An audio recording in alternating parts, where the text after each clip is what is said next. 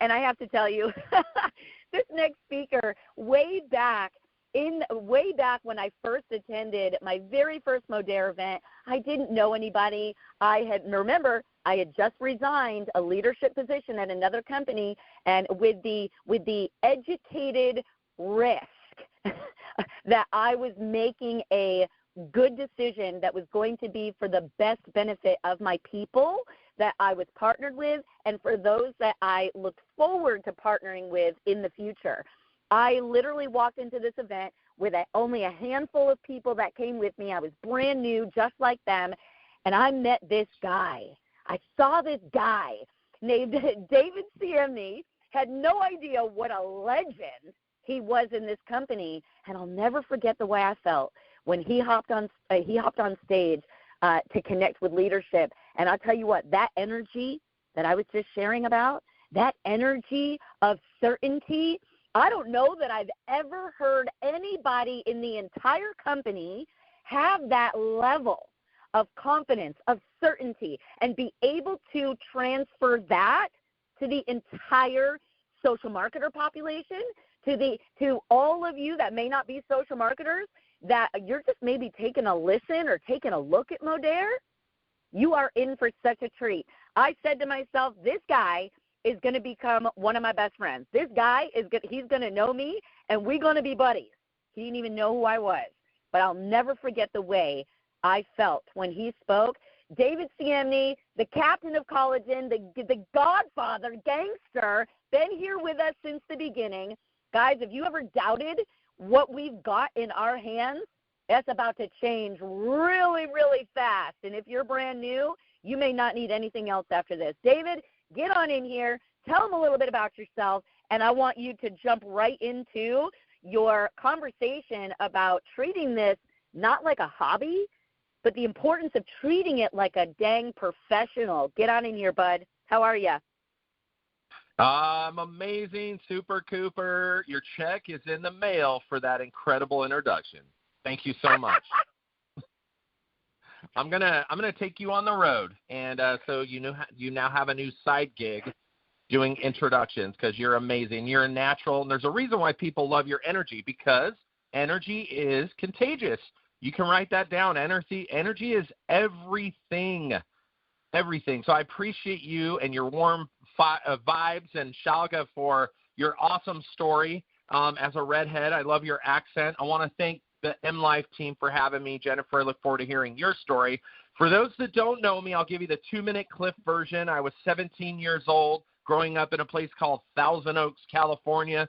I had worked my way all the way up in my high school job at Pier 1 Imports to assistant manager, $7.25 an hour. And I started a band, and I was having a blast. And then in walks a guy to Pier 1 Imports one evening to buy a rug. Turns out this guy produced Fleetwood Mac's Rumors album. He was a Grammy winner, and I had just played my first show in Ciemny Valley, California. And lo and behold, he was starting a record company. So by networking in my teenage years, I landed a record deal, got to tour the country all over for 5 years. I was in Rolling Stone, on MTV. I got to open for Metallica. The problem with that is our album went lead. we never broke through. It sounds good on paper, and I look good with long hair, but at the end of the day, my band broke up, and I had to kind of pivot, find another profession. I ended up with John Tesh, the host of Entertainment Tonight, and went on the road, worked my way up in the music industry. I became a tour manager, so if I couldn't be on stage, I would be backstage, and I ended up working for bands like Lifehouse and Lauryn Hill, Rihanna, pop stars. My big claim to fame is Lady Gaga, of course. But in 2009, my first boy was born, and I don't know if you guys have kids, but man, something happened when that first boy was born, and my life changed. I thought about camping and being a little league coach, and I thought about how much money I was going to have to make, the pressure of being a dad to support our family.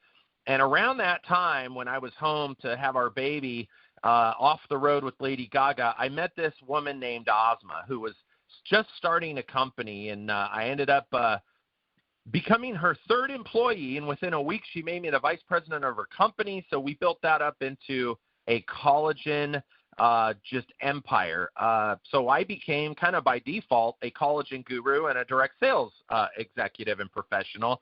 And so then in 2016, our company merged with Modere. I became a social marketer, and the rest is history. So that's been the best years of my life. I mean, since 2016, obviously since having a baby in 2009, having kids, but since 2016, it has been an absolutely incredible journey for me, and I'm blessed to just pay it forward now and help inspire others. And you know, I had two things I wanted to do today, and I wanted to take you guys through an exercise, but first I wanted to share another story. I know in this business, we're storytellers, guys, and you heard Shaga's story, you know, saving her house. You hear Cooper's story. You hear stories.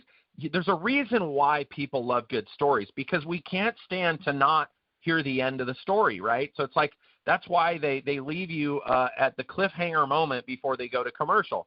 It's just human nature. So guys, get good at telling your story the way that we're all introducing ourselves on this. Not all of you, you know, have the same story, but that's what makes life beautiful. We all have different stories.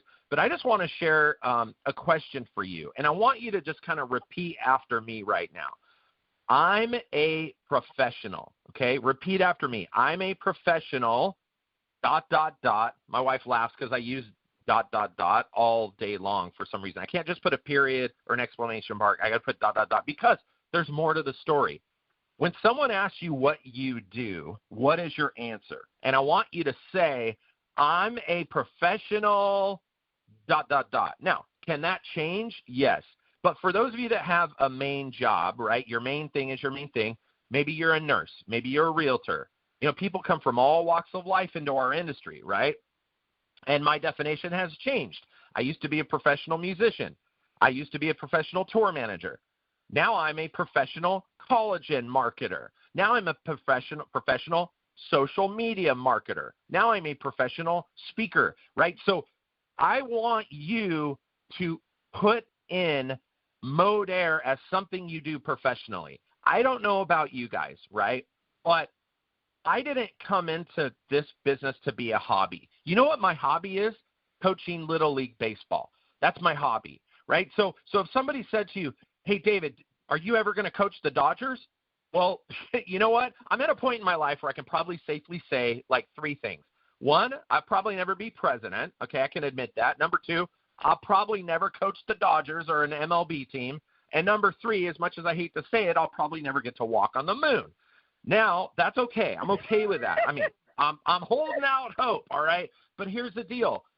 But what I do know is if somebody said to you, hey, David, do you ever think that you could make a living coaching baseball?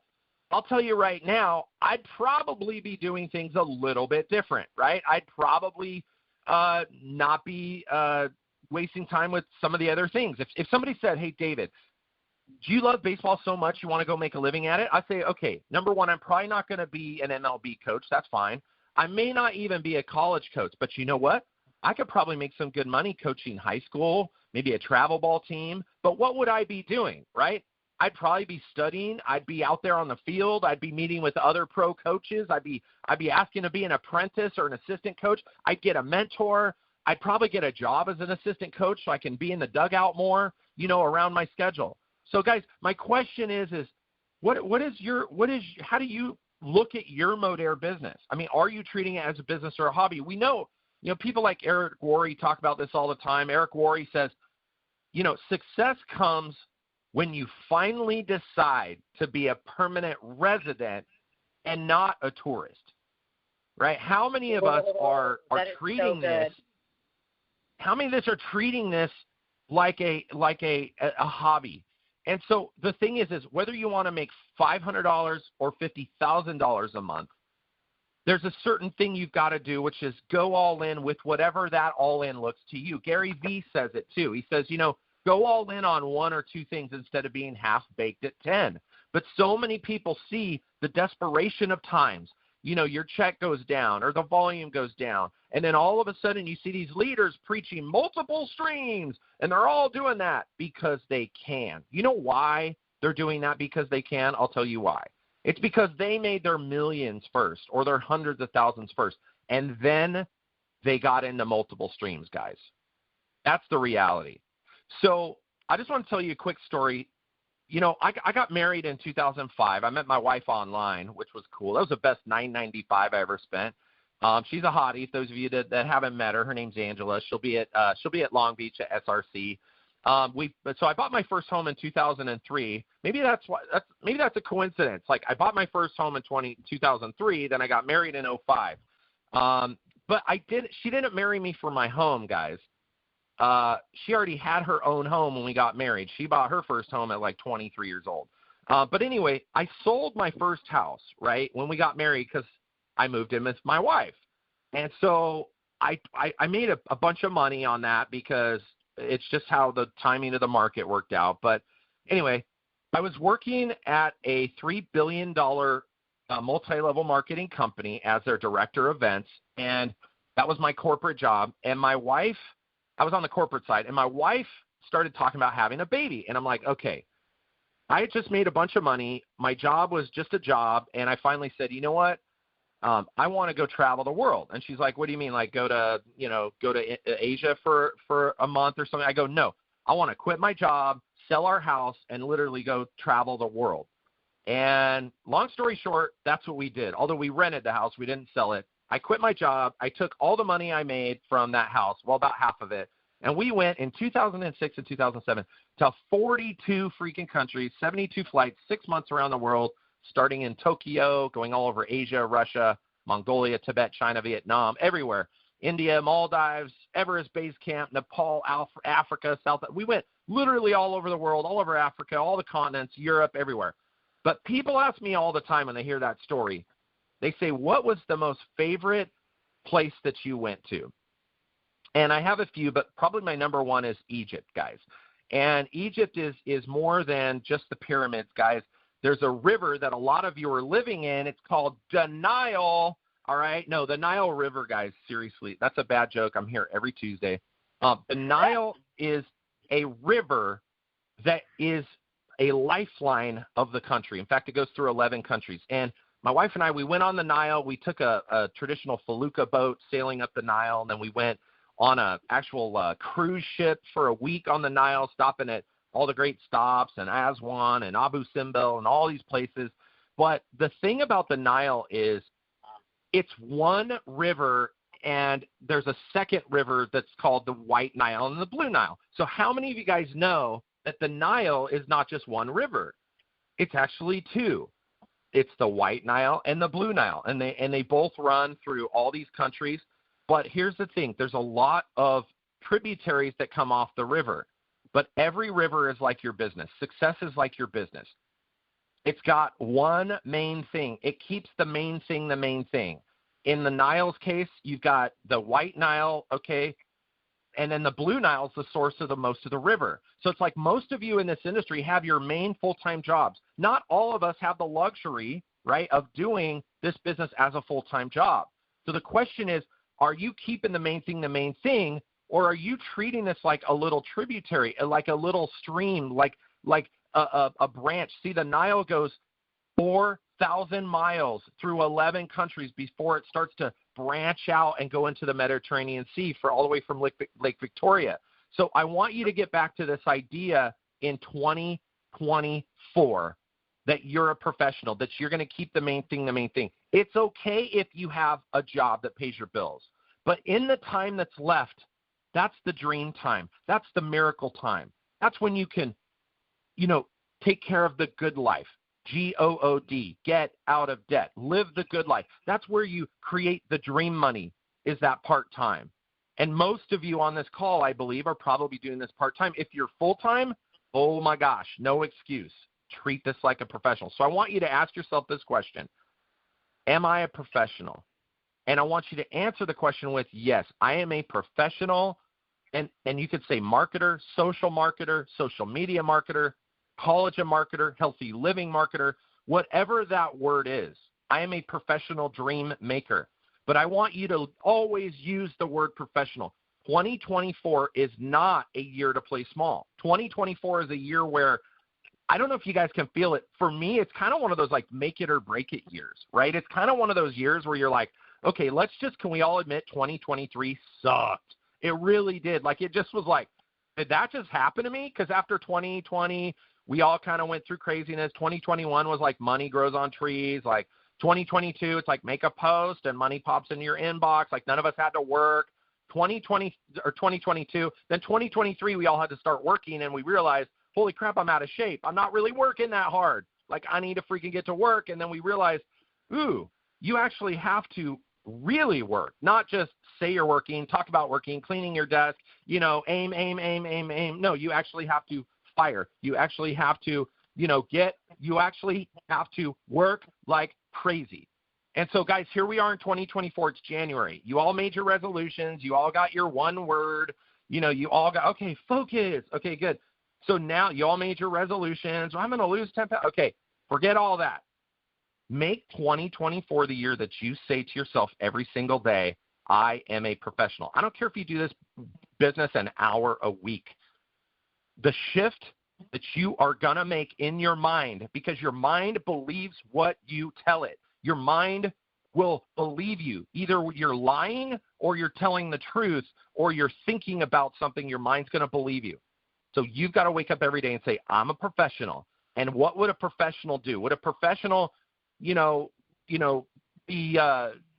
just kind of goofing off and like scrolling the internet? No, a professional would be up in inboxes. Money's in the messenger, right? Are there things about my hobbies that I don't like? Yeah. As a coach, I hate a lot of the parents. I hate the armchair quarterbacks that are like, hey, you should have had them steal. I hate having to know all the rules, feeling like I got to know every single rule of Little League Baseball. I hate the criers. Oh, my gosh, that's the worst.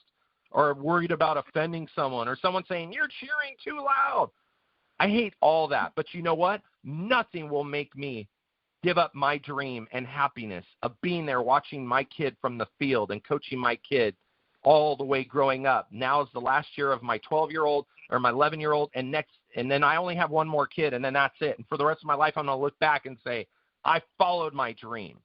So don't stop making your dream a hobby and make your dream a professional, make yourself a professional, and wake up every day and do what professionals do. Thank you guys so much for having me. I love and appreciate all of you. I'm excited to do a keynote on Saturday at SRC and help share how to electrify your business and yourself.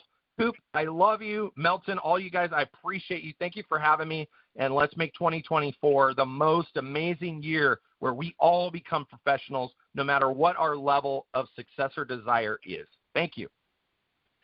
David, I literally about dropped my phone 5 times because it was so hot.